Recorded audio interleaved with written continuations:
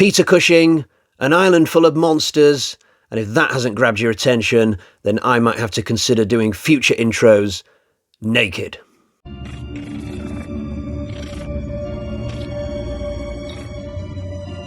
Hi guys, so before we get into it, a quick disclaimer that there will be spoilers today, but one, this is a really old movie, and two, it's not really a movie that you can spoil, not in any big way anyway. So I watched this the other night. I thought I'd seen it before, back when I was a teen, but it turned out I was wrong. I think I was getting mixed up with a film called Night of the Big Heat, because the two films are quite similar in a way. So I realised some way into this that this was a first time watch, which was kind of cool. The plot is about an island just off the coast of the Republic of Ireland, and there's a scientific research station based there. They are trying to cure cancer, but what they end up doing instead is accidentally coming up with a new type of creature which acts a little bit like cancer insofar as it can spread really quickly and divide and multiply. That they give a name to this creature, a silicote. So the creatures in this are called the silicotes, and they quickly go about causing havoc on the island and killing people. And it's up to Peter Cushing's scientist character to put a little mini task force together of other interested parties and locals from the population nearby to try and vanquish the creatures before they can spread to the mainland and potentially destroy the entire Earth. Yeah, the stakes are quite high in this one, but that is essentially the bare bones of the plot. Not that there are many bones left when the silicotes are finished with devouring a victim. It seems to me that they just take the bones and nothing else. Anyway, this film is great after a really sluggish start. The first 10 or 15 minutes is very muddling. I actually struggled to explain the plot just now because the story takes a real roundabout route to get to when the silicotes are actually on the screen. But if you can just get to that point, you will be handsomely rewarded for the rest of this. But some of the early scenes are not that hot. That there's one where there's just a bunch of middle-aged blokes stood around in the cold of the morning chatting. The island itself is not set up that well visually. So early on in the story, some of the characters are going to and from the mainland, but we never see a beach or a ferry. We're just sort of asked to believe that all this is happening on an island. Although later on in the film, there is at least one beach scene. So clearly they had access to a beach for a portion of the filming. The creatures themselves, though, are great. If you showed me a picture of the silicotes before I started watching this, I might have recoiled a little bit and thought, I'm not in the mood for that. No, thank you. But if you don't know what's coming and you just see these creatures when you're watching the movie, it's really effective because the way they're shot is brilliant in this. And bear in mind, when I started watching this, I was expecting the creatures from Night of the Big Heat. So once I realised I wasn't watching that film, I sat there thinking, okay, so what creature am I going to get in this? And for a couple of minutes at least, I even thought that this might end up being a disease type film, a bit like cabin fever on an island. But then the first tentacle comes out of nowhere in this, and it was like, whoa, it's such a great moment. It really takes you by surprise. And then you see the full bodies of the creature for the first time, and it's really effective. There's this really scary scene in a corridor where the silicotes are coming from all directions. And what really makes it for me is the sound design. The sound that plays whenever the creatures are on the screen is so good. I don't know if it's just intended to be background music beyond the fourth wall or whether this is actually the noise that the creatures make. I'm still not sure about that even now. It could be a combination of the two, I suppose, but God, it is an effective noise. Like it just hit me in the soul. It's otherworldly. It's like screechy and alien. If you made like the darkest episode of Doctor Who of all time, you might hear this music in it because it just really hits the spot, this music, and it plays pretty much in any scene where there is a silicote.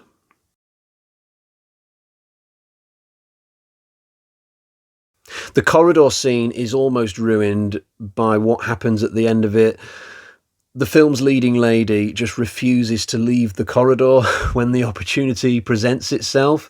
This is such an old-fashioned depiction of a woman. Like, this is clearly somebody who is in her late 20s, maybe even early 30s, and yet the film portrays her as like a 15-year-old girl who's just scared of the world, and she has to have the adults guide her through the world.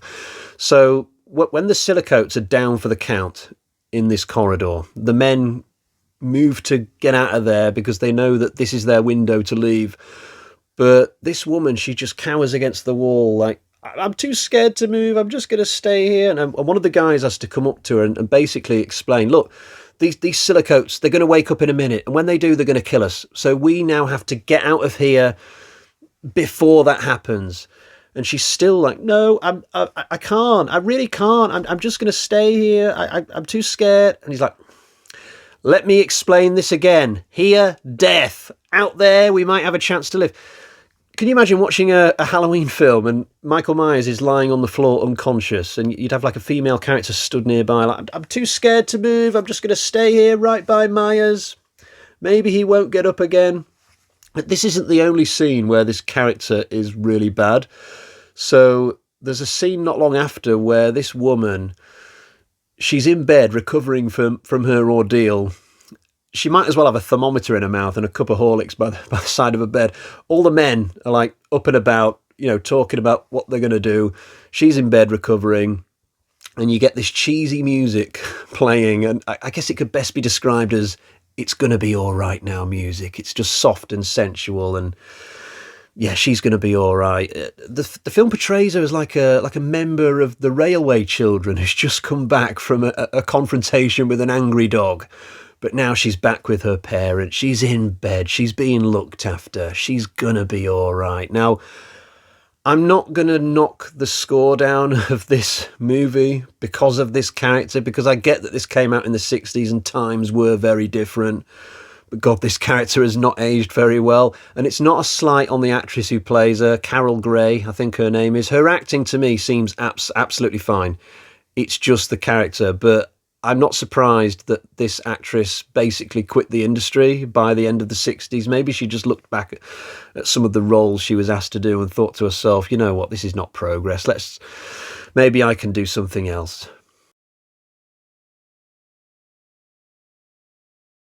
The most important thing, though, is that the horror has aged well. Like, even watching this film in today's era, it'll still get under your skin. It's not just that the creatures are designed so well and the sound design's really great, but also there's quite a wide variety of horror in this film. It always feels like you're on the edge of your seat wondering where the film's going to go next. So you've got the early scene in the corridor, which is just sweat-induced nightmare petrol. It's really good.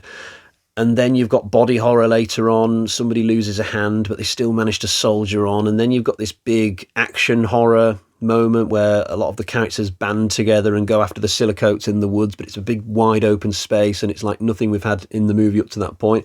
It's really cool how the characters in this suddenly realise they've got a lot of weapons to work with. Like, normally in a film like this, I would expect things to go the other direction. I would expect a character from the mainland to ask the question, so what weapons have we got? And somebody will reply, well, we've got a couple of pitchforks, shotguns, but there's no ammo. It's a prison island. What do you expect?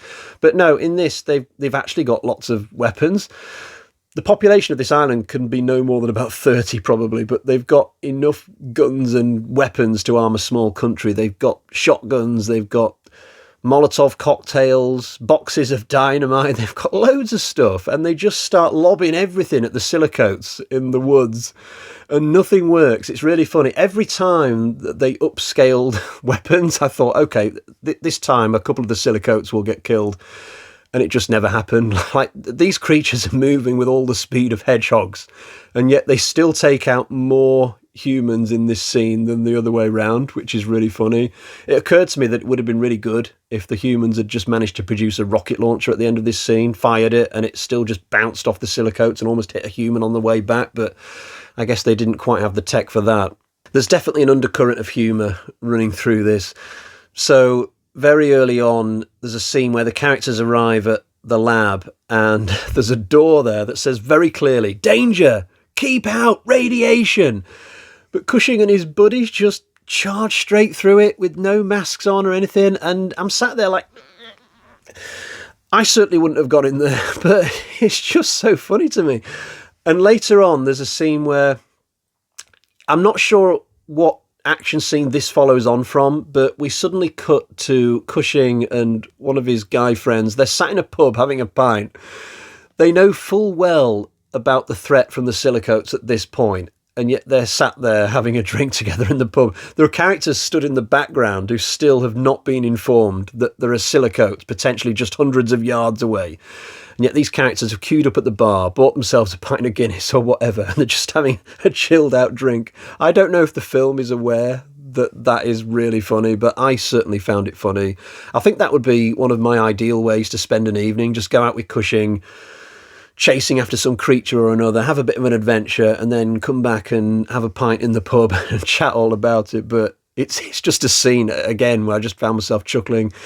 And there's another scene not long after where finally these characters do inform the inhabitants of the island as to the danger that they're in. It's like a town hall meeting, and this guy is explaining the science of the silicotes, and the way he explains it is a little bit mathematical. He's like, so there could be 8 of these things, and then 20 minutes later there'll be 16, and then after an hour there'll be 64. And every time he graduates to a new high number, the crowd goes, oh, like that, or something like that. And it's really funny anyway, but then he skips a few bits of this thing, and he says, and after a week, there'll be 1 million. Oh, and it's just so hilarious. But I don't know if the film's doing it deliberately or whether it's accidental, but it's just so funny. But yeah, this film has a really great blend of genuinely scary scenes, even in 2025, and humour, but it's still staying more or less on the horror side, which I appreciated. This is still absolutely a horror film, and it's got so many funny bits in it as well. I really, really enjoyed this film. If I was a YouTuber who was 20 years younger than I am, I might say that Island of Terror is dope.